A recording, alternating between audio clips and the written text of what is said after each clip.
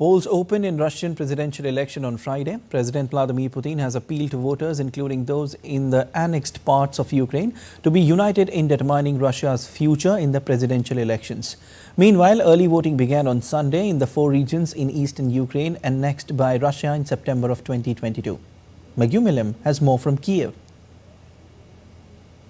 As Russia heads into the presidential elections this weekend, early voting had already begun on Sunday in the occupied regions of Donetsk, Luhansk, Zaporizhia and Kherson in eastern Ukraine, reportedly for, quote, security reasons.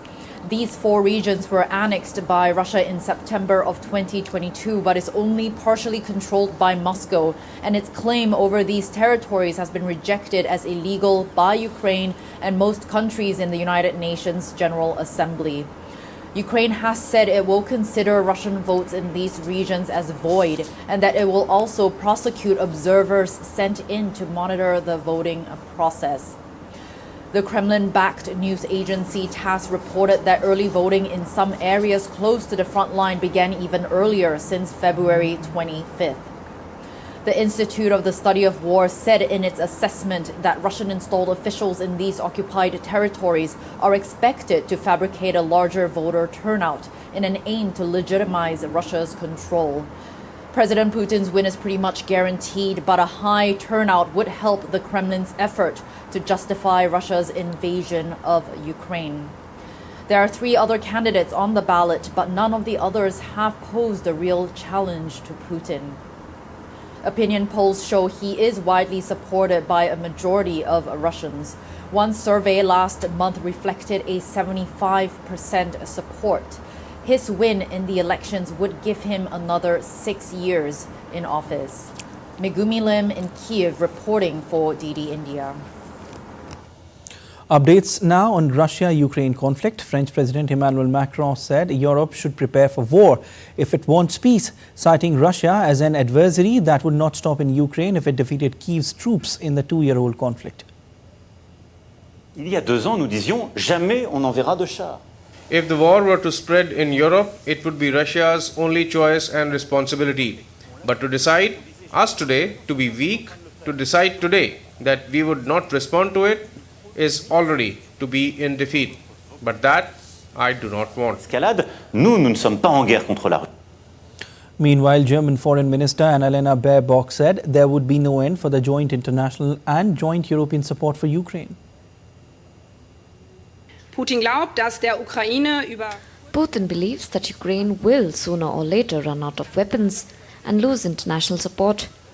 He's completely wrong, because we have staying power and we are not letting up in our joint international and joint European support for Ukraine. And we know that all the different elements are needed for the support of Ukraine. The Secretary General of NATO, Jens Stoltenberg, said Ukraine is running out of ammunition and NATO members are not doing enough to help Kyiv on Thursday. There is no imminent military threat against any NATO ally. NATO continues to ensure there is no room for miscalculation in Moscow about our readiness to protect all allies. With more forces, higher readiness and increased defense spending. In a tragic incident, as many as 60 people are feared to have drowned on a vessel carrying migrants across the central Mediterranean from Libya to Italy. The central Mediterranean is one of the world's most dangerous sea migration routes. According to the UN Migration Agency, almost 2,500 migrants died or went missing last year and 226 since the start of 2024.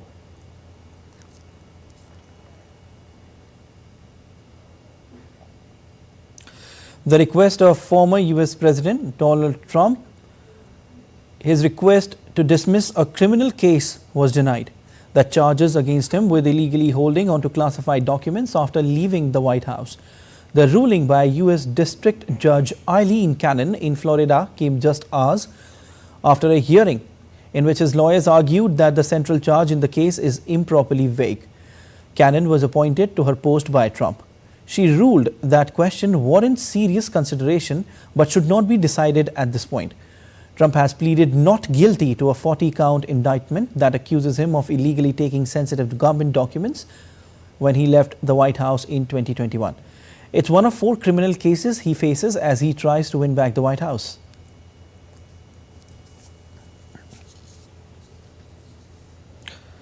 Donald Trump is expected to win the Northern Mariana Islands Republican presidential contest on Friday. The 14-island nation will help the former president add to his delegate count ahead of November's presidential election. DD India's Nick Harper reports. The Northern Mariana Islands are actually nearer to China than mainland United States, but they are a US territory and therefore holding the Republican Party caucus this Friday, with Donald Trump looking to clinch all 9 of the available delegates that are up for grabs. Trump, of course, is now the only contender in the Republican primary race, and earlier this week won enough delegates in the state primaries to become the party's nominee. It means he'll go up against the incumbent Democratic President Joe Biden in November's election. Biden himself won the Northern Mariana Islands Democratic primary on Tuesday. Around 55,000 people live on the islands in the Pacific Ocean, which formerly became a US territory back in 1986. The southernmost island of the territory, Guam, an important US military base, holds its Republican caucus on Saturday. However, while the territory can vote for presidential nominees in the primary contests, the residents there cannot vote in the general election come November. Nick Harper in Washington, reporting for DD India. While visiting Gloucester Rugby Club on Thursday, British Prime Minister Rishi Sunak said his Conservative Party is united in making sure the UK won't have a Labour government. The British PM is under pressure from his own party as some members want to have a new leader before general elections later this year. He acknowledged that the country has been through a difficult couple of years, but said Britain is now going in the right direction. I think actually the party is united in wanting to make sure that we don't have the Labour government because our plan is the right one for the country. And actually, we've been through a difficult couple of years. Of course, that's the case, whether it's with COVID, recovering from that, the impact of the war in Ukraine. But at the start of this year, we really have turned a corner and we're now pointing in the right direction. Argentina's Senate voted to reject President Javier Milei's December presidential decree that rolled out a series of economic reforms. The decree faces a second vote in the country's lower house. The decree, which originally contained over 600 articles, was rejected in a vote of 42 to 25 with 4 abstentions and can only be definitively discarded if it is also rejected by Argentina's lower house. The president's party has a minority in both chambers. Milei, an outsider economist whose party has a minority in Congress, took office in December and used his powers of presidential decree to roll out measures ranging from privatizations to labor reforms. Colorado on Thursday witnessed what may be the U.S. state's biggest snowstorm of the season. The heavy winter storm dumped several feet of snow, knocking out power, closing roads and causing flight delays. Several ski slopes also closed because of the weather, and Denver International Airport cancelled over 800 flights and delayed over 300. The snowfall rates are expected to ease from Friday.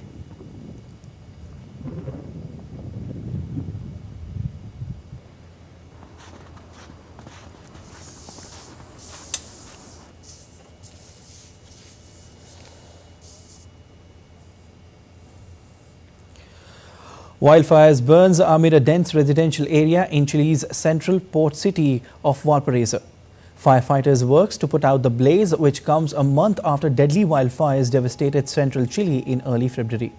At least 133 people died in the February fires, which marks the country's deadliest natural disaster since 2010. Deadly wildfires are expected to become more likely in the South American country as the world becomes hotter and drier with climate change.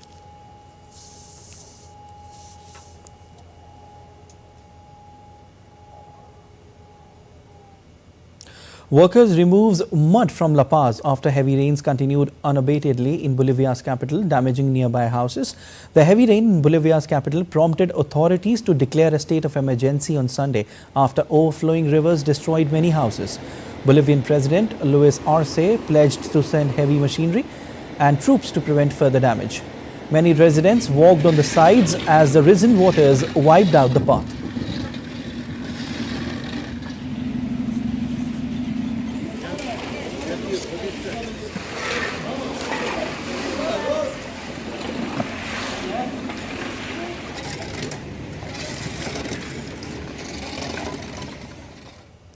Argentina grappled with the intense rains aftermath with reconstruction works where the downpour tore rooftops and prompted authorities to declare an orange alert and cancel flights on Tuesday. Authorities of Buenos Aires puts the city to alert yellow, warning of potential damages and disruption in daily life activities. So far this week, the rainfall has surpassed March's unusual rainwater volume.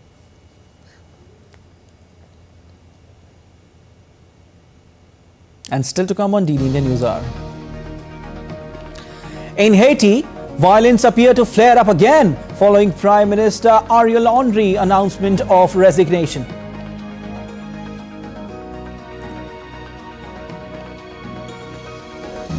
SpaceX's Starship rocket, designed to send astronauts to the moon and beyond, completed nearly an entire test flight on its third try. Fear of deadly bird flu virus in Antarctic. Scientists issued warning.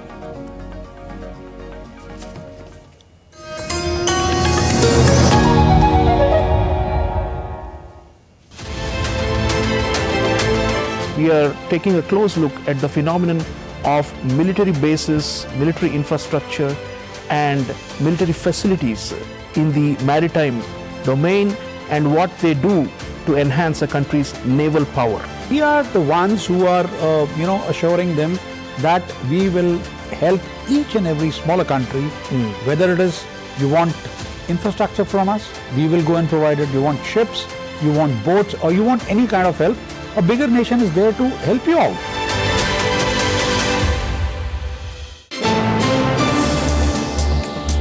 Voice of a rising aspirational world. Stories of challenges, struggles and accomplishment. A world battling conflict, hunger and poverty. Embracing growth, development, science and technology. A voice of progress, a voice of unity. Watch Voice of the Global South with me, Akshay Dongre, only on DD India.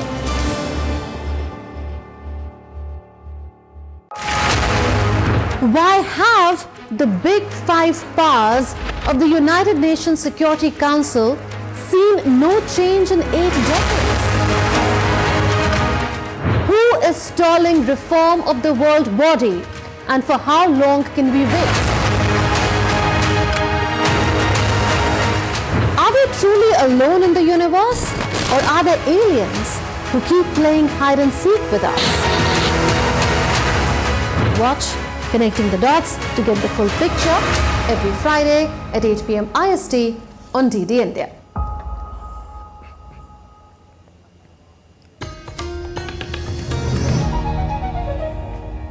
You're watching DD India News Hour. I'm Siddharth Bharadwaj. Australia has become the latest country to resume funding to the United Nations' main Palestinian relief agency. Australia had consulted with both UNRWA and other donor countries and was satisfied with the additional safeguards put in place. Australian Foreign Minister Penny Wong announced that some $3.9 million in paused funding will be released immediately. The resumption came almost after 2 months after it was paused ties over allegations some of the agency's employees participated in the October 7 Hamas terrorist attack. Sweden, Canada and the European Union have resumed funding to some degree. The organization's head said last week he cautiously optimistic other donors would resume funding soon.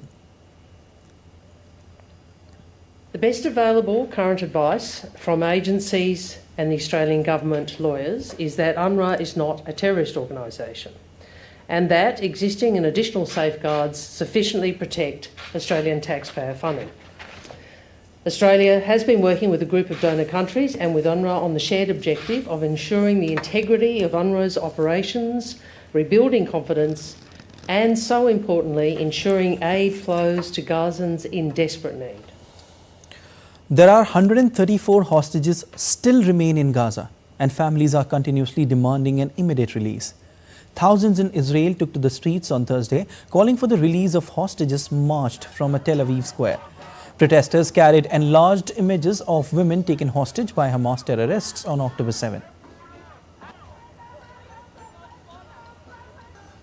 Achieve talks. We want people, we know that bringing them back alive is by talking, by diplomatic people, by people that are good in negotiating. They should do their job. They should have the chance to do it. The military gave them the chance. Now it's time to put them. There is a deal that we can do right now, but it seems like they don't want to do it, and they do everything not to do it. But they've got to do it because they're not going to survive. They're going to come back all dead. I want that Ofer will come back home alive. We've got a family that's waiting for him. Palestinian President Mahmoud Abbas has appointed his long-time economic advisor Mohammed Mustafa to be the next Prime Minister to reform the Palestinian Authority. Mohammed Mustafa is leading business figure in Palestine. His appointment comes after mounting pressure to overhaul and revitalize the governing body of the Palestinian territories and improve its governance in the West Bank where it is based. Mustafa had helped organize the reconstruction of Gaza following a previous conflict. He replaces former Prime Minister Mohammed Shataya, who along with his government resigned in February. As president, Abbas still remains by far the most powerful figure in the Palestinian Authority. But the appointment of a new government was a demonstration of his willingness to meet international demands for change in the administration.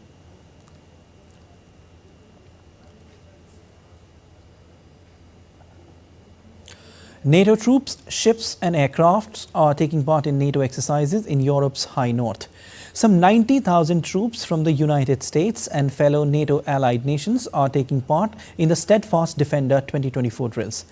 It started in late January and will run through May all over Europe. Vice Commander U.S. 2nd Fleet Rear Admiral David Paschal said the high north part of the exercise had been focusing on transatlantic reinforcement and has included maritime live exercises and amphibious assault training in the North Atlantic and Arctic seas. In addition, more than 50 ships from aircraft carriers to destroyers, over 80 fighter jets, helicopters and drones, and at least 1,100 combat vehicles will also take part.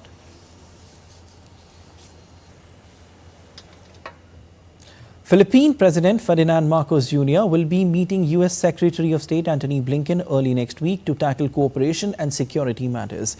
Marcos vowed to defend the Philippines' maritime claims after Chinese President Xi Jinping called on the armed forces to coordinate preparations for military conflicts at sea. Their meeting comes on the heels of heightened tensions between the Philippines and China over territorial disputes in the South China Sea. The 2016 ruling by the Permanent Court of Arbitration in The Hague found that China's sweeping claims had no legal basis, but Beijing has rejected the ruling, claiming indisputable sovereignty over most of the South China Sea. DD India correspondent Laura Westbrook's report from Hong Kong. The US Secretary of State Antony Blinken will be heading to the Philippines. He'll be going to Manila and he will be meeting with the Philippine president. The US is, of course, a key ally of the Philippines, and his visit comes hot on the heels of another visit by a US official, the US Commerce Secretary, who is also in the Philippines this week. Now, the Philippines says the meetings will focus on areas of cooperation and security, and this all comes against that backdrop of rising tensions in the South China Sea between the Philippines and China, both claiming maritime claims there. Now, the Philippine president has vowed to defend the Philippines' maritime claims. He says, "We will continue to do what we can to defend our maritime territory in the face of perhaps a more active attempt by the Chinese to annex some of our territory." Now, of course, the South China Sea is one of the world's busiest shipping claims. Trillions of dollars of trade pass through it every year. As you mentioned, China claims almost the entire South China Sea. This is despite legal precedents and also competing claims from not just the Philippines, but Vietnam, Malaysia, and Brunei. Tensions have been rising between the two countries recently. Just last week, the Philippines accused Chinese vessels of a collision with one of its resupply missions. It says it accused China of dangerous maneuvers, and it said that Chinese ships were involved in two separate collisions, one of which involved water cannon against one of its ships. Now, China says that its coast guards had taken measures against a Philippine vessel that intruded into its waters. And Washington even waded in, and it issued a statement on this incident. It said that incidents represented China's reckless disregard for the safety of Filipinos and for international law. So that just gives you a sense of the backdrop of what's going on in the region ahead of the US Secretary of State Antony Blinken's visit to Manila, one of its key allies. In Haiti, violence appeared to flare up again after a brief lull following Prime Minister Ariel Henry's announcement of resignation on Monday. A powerful gang leader has issued a threatening message aimed at political leaders who would participate in a planned transition council. Meanwhile, a fire broke out at the main penitentiary emptied of prisoners by armed men earlier this month. Thick black smoke earlier billowed out from the facility, but the fire appeared to be out by Thursday afternoon. National Police Chief's house had also been set on fire on Thursday. Heavily armed gangs have taken over much of the capital, and rights groups have reported widespread killings, kidnappings and sexual violence. Nearby countries continue to bolster their border security and withdrew staff from embassies, while plans to send a long-awaited international security force remain uncertain. Britain said on Thursday it had agreed a security package to protect the borders of the Turks and Caicos Islands, a British overseas territory, in response to the risk violence in Haiti could spread. Britain said the Turks and Caicos Islands had been experiencing a surge in violent crime and last month sent specialist firearms and investigators. In 2022, it deployed a serious crime team there.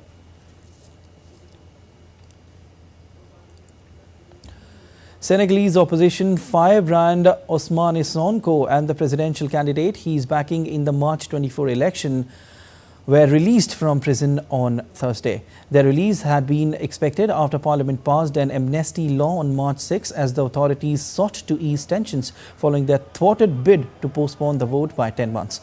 Thousands of supporters marched in Dakar, the capital, to celebrate the news, chanting Sonko's name on the gridlocked street where he lives. Some lit flares, danced or tooted their motorbike and car horns.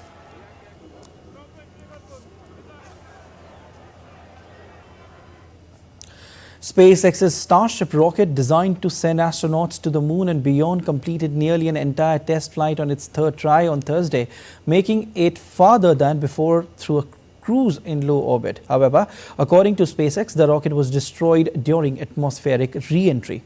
During a webcast of the flight, SpaceX commentators said Mission Control lost communication with Starship from two satellite systems simultaneously, while the spacecraft was re-entering the planet's atmosphere at hypersonic speed. Thursday's flight achieved many of the engineering goals set for the mission, a repeat of successful stage separation during initial ascent, the first test of Starship's ability to open and close its payload door in orbit, and the transfer of super-cooled rocket propellant from one tank to another during spaceflight. Still, Musk is counting on Starship to fulfill his goal of producing a large multi-purpose next-generation spacecraft capable of sending people and cargo to the moon later this decade and ultimately flying to Mars. The government of Nepal has confirmed that 7 more Nepalese serving in the Russian army have lost their lives. In a statement, the Foreign Ministry of Nepal said that the government has continued its diplomatic efforts with top priority to repatriate Nepalese recruited in the Russian army. The ministry reiterated Nepal's policy not to allow Nepalese citizens to recruit in foreign countries' armies except for some under traditionally existing agreement.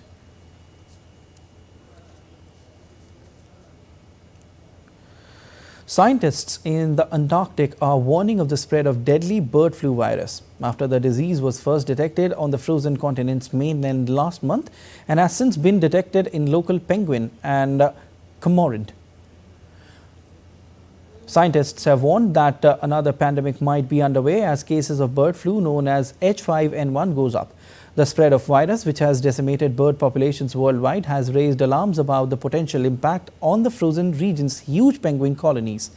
The flu was first detected in 9 Adelie penguins and 1 Antarctic cormorant.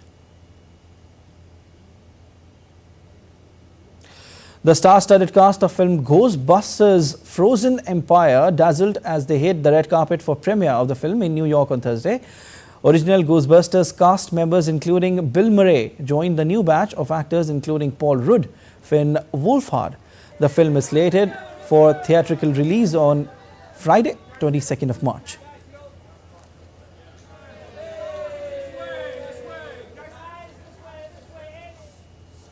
And let's take a look at other stories making news around the world. Michigan jury convicted the father of a teenager who fatally shot 4 classmates at a high school in Michigan of manslaughter. Both father and mother to be sentenced on 9th of April over manslaughter penalty of up to 15 years in prison. The US, a country with persistent gun violence, has experienced a series of school shootings over the years. A Turkish aerobatic jet crashed on Thursday due to an unknown cause in Konya. Then aviation personnel working on repairs of the tarmac died as a result of the crash. The Turkish Defense Ministry said the pilot, who had ejected before the crash, survived and was taken to hospital immediately.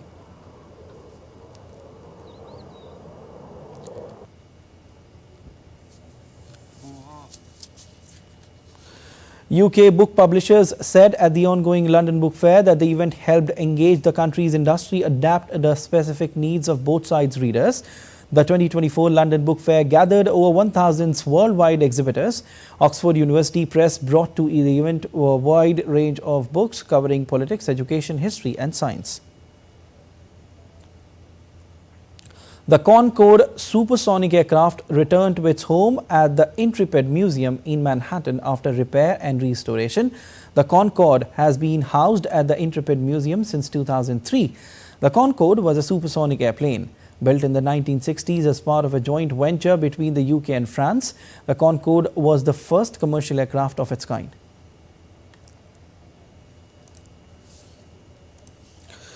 And still to come on DD News Hour.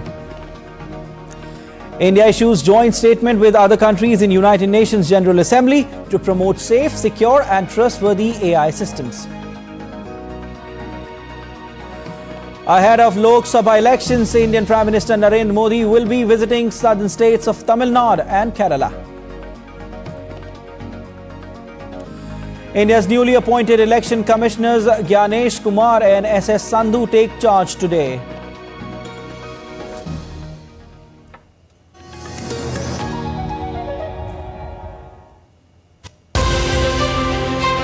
I'm at the entrance of Sela Tunnel, which is more than 13,000 feet high. This tunnel provides an all-weather access, especially to the armed forces, and also very convenient for the civilians. It was unimaginable, and I also like to express my heartiest thanks and congratulations to the Border Roads organizations. This tunnel system, both Tunnel 1 and Tunnel 2, that we don't have to time to pass, and no matter what the weather, we will be able to access Tawang. At the very outset, I'd like to pay my huge gratitude to Prime Minister Narendra Modi. I'm very happy now I can able to go wherever I want. वतन वतन मेरे आबाद रहे तू, मैं जहाँ रहूँ जहाँ में याद रहे तू, मैं जहाँ रहूँ जहाँ में याद रहे तू, ऐ वतन मेरे वतन.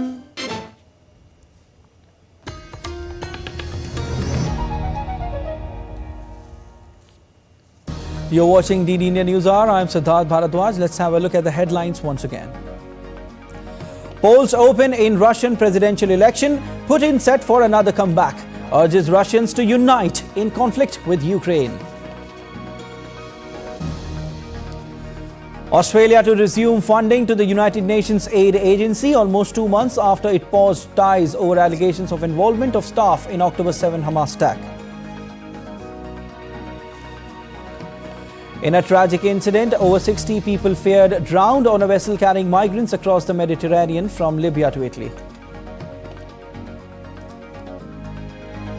Bhutanese Prime Minister Tshering Tobgay is on 5-day visit to India to meet President Draupadi Murmu today and also to visit Rajghat in the national capital. The India, along with United States and 53 other members, have proposed a first United Nations resolution on artificial intelligence aimed at ensuring the new technology safe, secure and trustworthy, and that all countries especially those in the developing world, have equal access. The resolution calls on member states to promote safe, secure and trustworthy AI systems to address the world's greatest challenges, including those related to poverty elimination, global health, food security, climate, energy and education. Members resolved to bridge the artificial intelligence and other digital divides between and within countries through capacity building, increasing digital literacy and other actions. Statement establishes a shared vision that AI systems should be human-centric, reliable, explainable, ethical, inclusive, privacy, preserving and responsible with a sustainable development orientation and in full respect, promotion and protection of human rights and international law. And it affirms principles that will help make that vision a reality. This resolution is a historic step forward in fostering safe, secure and trustworthy AI worldwide.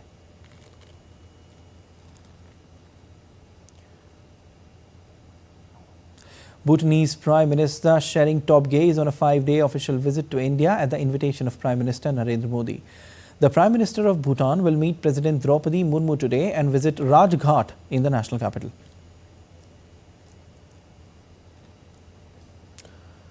Earlier on Thursday, Bhutanese Prime Minister Tshering Tobgay met Indian Prime Minister Narendra Modi in New Delhi.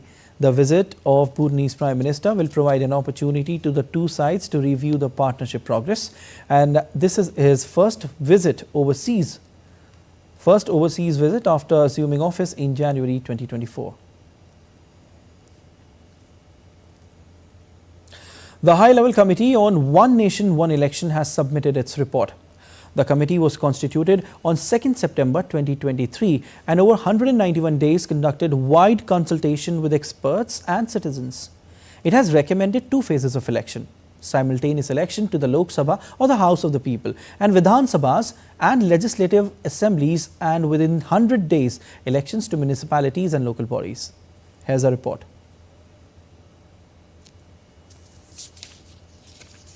The High-Level Committee on Simultaneous Elections submitted its report to the President of India. It has 18,626 pages.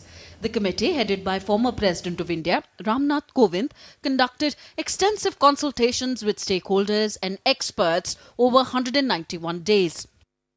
47 political parties submitted their views and suggestions, of which 32 supported simultaneous elections. Many political parties had extensive discussions on this matter. 21,558 responses were received from citizens all over India. 80% of the respondents supported simultaneous elections. Experts on law, including 4 former Chief Justices of India and 12 former Chief Justices of major high courts, 4 former Chief Election Commissioners, 8 State Election Commissioners and Chairman Law Commission of India interacted in person with the committee. Views of the Election Commission of India were also sought. Industry bodies CII, FICCI, ASSOCHAM and eminent economists were also consulted. They confirmed that asynchronous elections fueled inflation and slowed down the economy. They said intermittent elections adversely impacted economic growth, quality of public expenditure, educational and other outcomes, and upset social harmony. The committee recommended a 2-step approach to simultaneous elections. Simultaneous elections for the House of the People and the state legislative assemblies. In the second step, elections to municipalities, panchayats to be held within 100 days of elections to the House of People and the state legislative assemblies. The committee recommends that there should be a single electoral roll and electoral photo identity cards for use in elections to all the 3 tiers of government. The committee crafted its recommendations so that they are in accordance with the spirit of the Constitution of India and would require the bare minimum amendments to the Constitution to implement.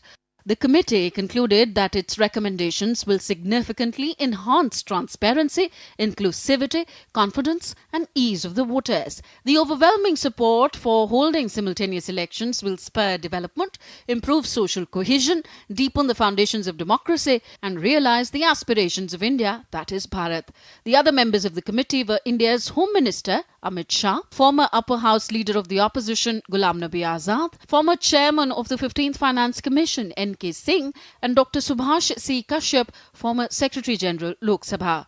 Other members of the committee were Harish Salve, Senior Advocate, Sanjay Kothari, former Chief Vigilance Commissioner, Arjun Ram Meghwal, India's Minister of Law and Justice, was a special invitee, and Dr. Nitin Chandra was the committee secretary. Bureau Report, DD India. The newly appointed election commissioners Gyanesh Kumar and Sukhbir Singh Sandhu took charge of the office on Friday. They were appointed as election commissioners by the selection panel led by the Prime Minister and comprising the leader of the opposition in Lok Sabha, and a union minister picks the final appointees. The two vacancies were created in the Election Commission after the retirement of Anup Chandra Pandey in February and the resignation of Arun Goyal recently, days ahead of Lok Sabha polls 2024. The new commissioners have joined their offices to help the poll body conduct these polls. Gyanesh Kumar is a 1988 batch IAS officer from the Kerala cadre. He retired as secretary in the Ministry of Cooperation and also served as the secretary in the Ministry of Parliamentary Affairs previously. Sukhbir Singh Sandhu is also 1998 batch IAS officer from Uttarakhand cadre. Sandhu has served as the chief secretary of Uttarakhand in 2021. Indian Prime Minister Narendra Modi will be visiting southern states of Tamil Nadu and Kerala ahead of the upcoming Lok Sabha elections. He will address a public meeting at Nagarcoil city in Tamil Nadu.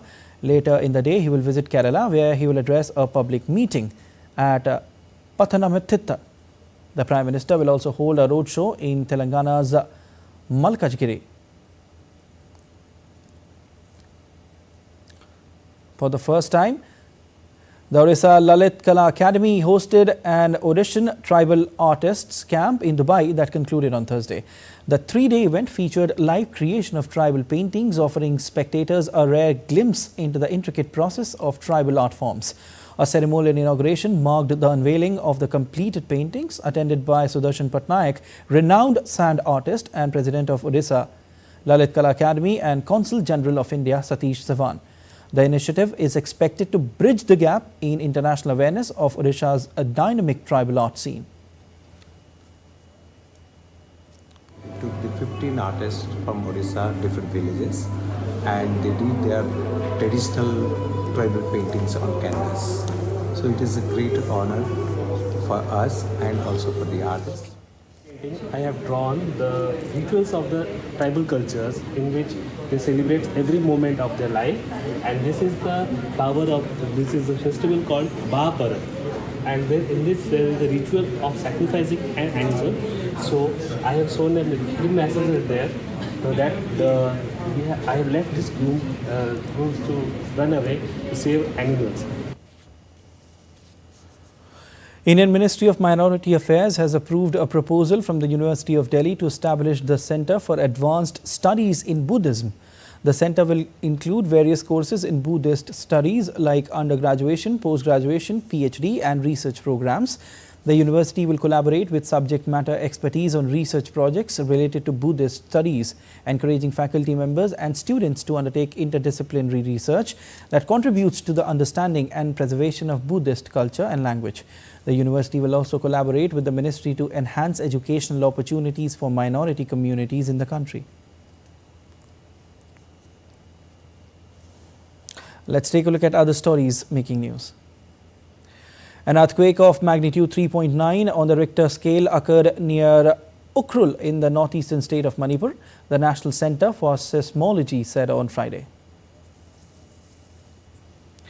India's Ministry of Coal launched the third tranche of e-auction of critical and strategic minerals on Thursday. A total of 7 critical mineral blocks are being put up for auction as composite license. These 7 blocks pertains to critical minerals such as glauconite, graphite, nickel, PGE, potash, lithium and titanium, and are spread across the different states. People covered each other in colors as they played Herbal Holi, a festival of colors, in North Indian city of Mathura. People gathered at Raman Reti Ashram and played with colors and flowers.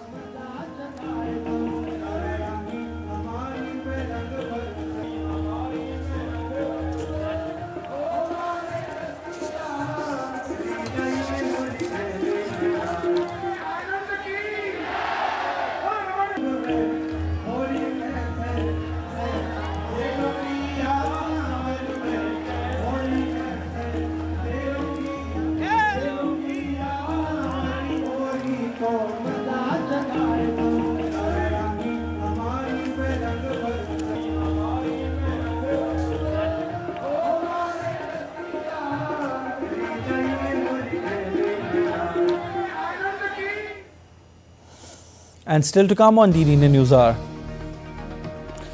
US President opposes the proposed merger of United States Steel with Japan's Nippon Steel. Indian shuttler Lakshya Sen will play the quarter-finals at the England Open Championship today.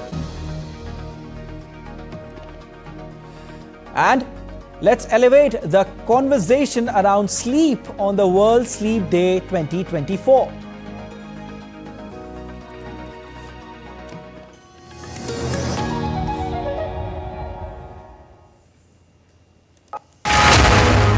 Why have the big five powers of the United Nations Security Council seen no change in 8 decades? Who is stalling reform of the world body, and for how long can we wait? Are we truly alone in the universe, or are there aliens who keep playing hide and seek with us? Watch Connecting the Dots to get the full picture every Friday at 8 p.m. IST on DD India.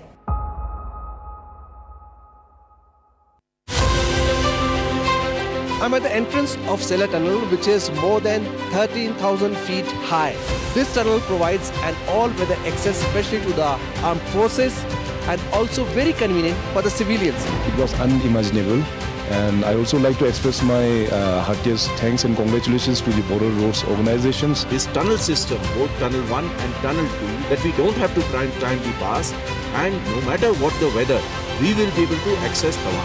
At the very outset, I'd like to pay my huge gratitude to Prime Minister Narendra Modi. I'm very happy now I can able to go wherever I want. ऐ वतन वतन मेरे आबाद रहे तू, मैं जहाँ रहूँ जहाँ में याद रहे तू, मैं जहाँ रहूँ जहाँ में याद रहे तू, ऐ वतन मेरे वतन. We are taking a close look at the phenomenon of military bases, military infrastructure and military facilities in the maritime domain and what they do to enhance a country's naval power. We are the ones who are, assuring them that we will help each and every smaller country, whether it is you want infrastructure from us, we will go and provide it. You want ships, you want boats, or you want any kind of help, a bigger nation is there to help you out.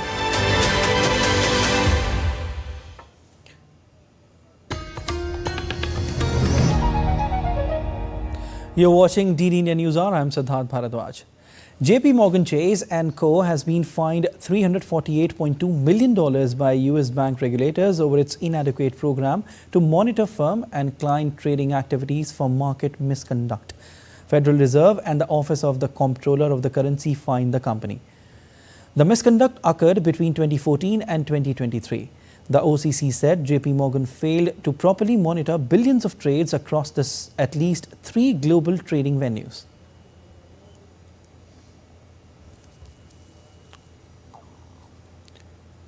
US President Joe Biden is signaling his opposition to Nippon Steel's $14 billion acquisition of US Steel. It comes after Republican presidential candidate Donald Trump said he would block the deal if he becomes president.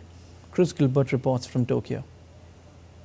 Reports are that there is heavy lobbying that has been taking place for months now on Capitol Hill. The US Steelworkers Union is heavily against the acquisition, as are some lawmakers, both Republicans and Democrats, who have been urging the president, according to reports, to spike the deal using national security powers. And Cleveland-Cliffs, a competitor for the acquisition of US Steel, has also reportedly been lobbying on Capitol Hill as well. But analysts are saying that if this deal goes ahead, if the acquisition happens, it may actually be a good thing for US Steel.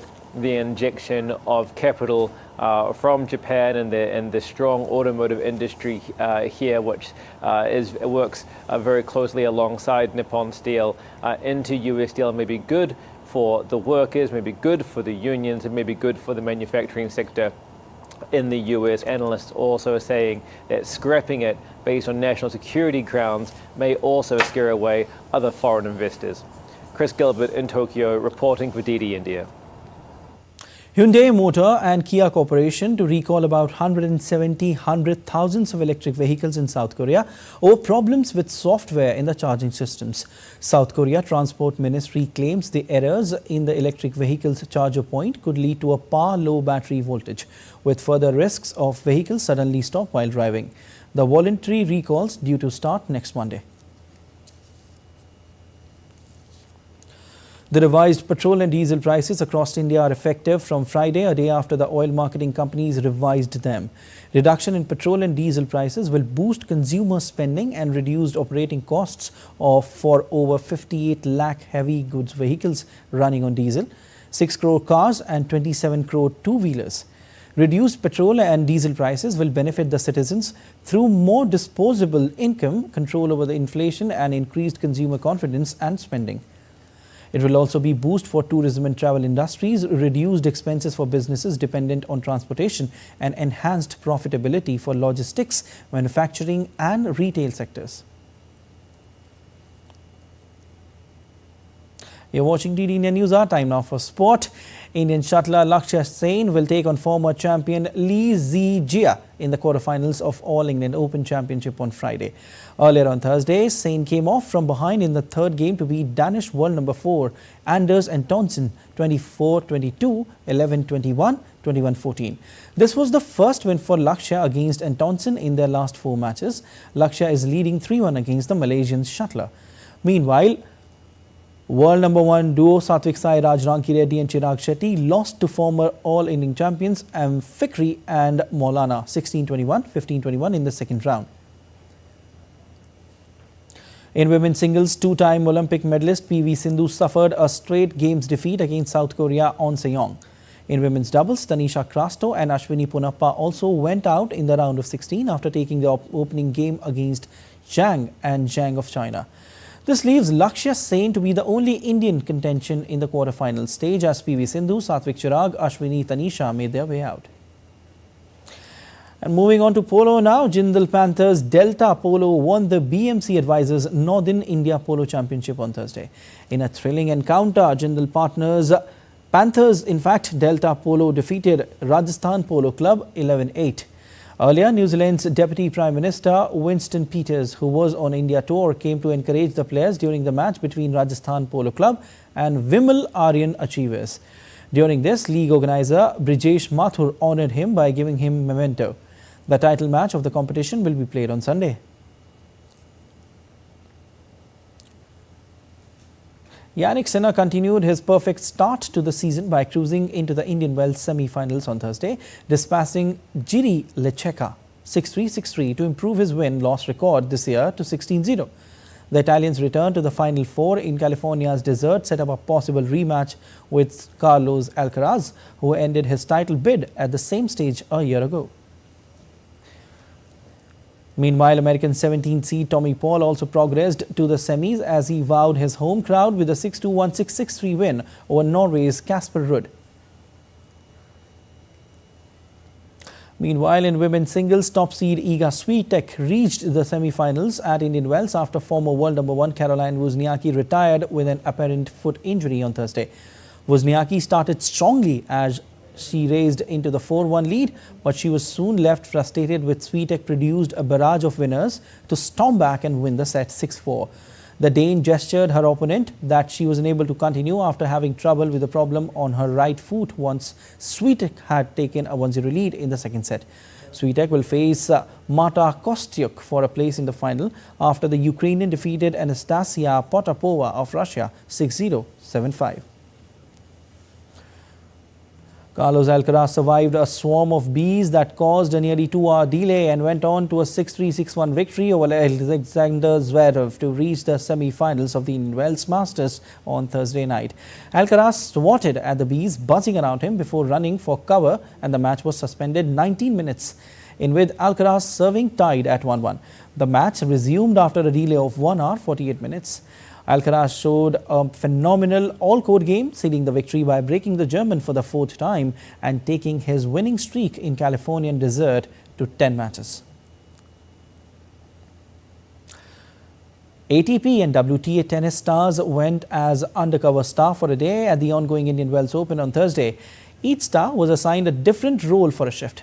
Daniil Medvedev worked as a cashier, Andrei Rublev became part of on-site security, and Alex de Minaur helped fans navigate the car park, and Holger Rune helped out in the Indian Wells Tennis Garden gift shop.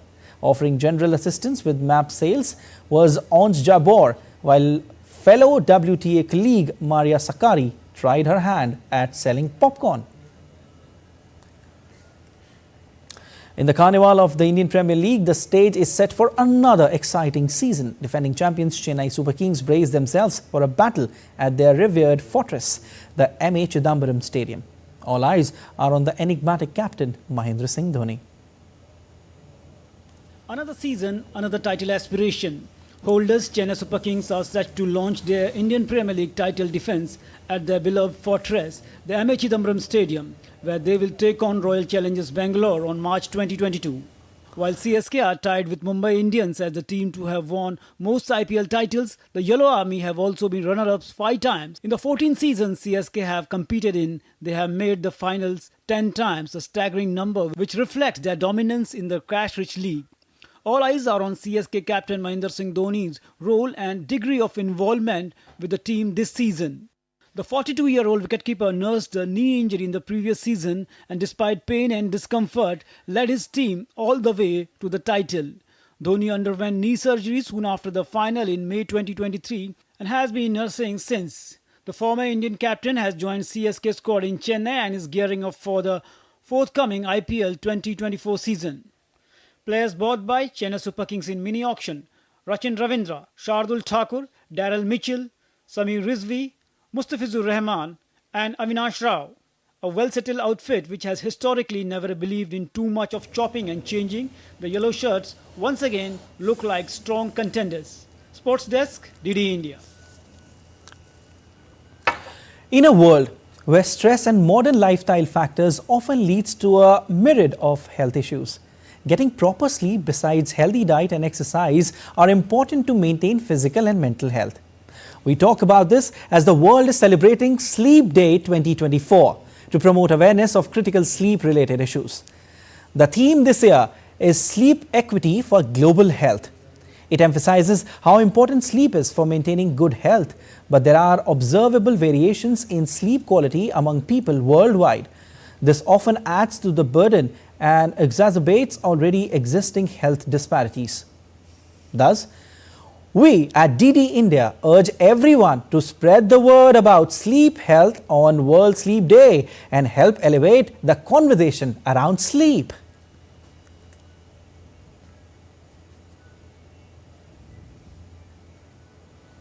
And that's all for this edition of DD India News Hour. But let us know your thoughts on the news of the day. You can connect with us on Facebook, X formerly known as Twitter, and Instagram.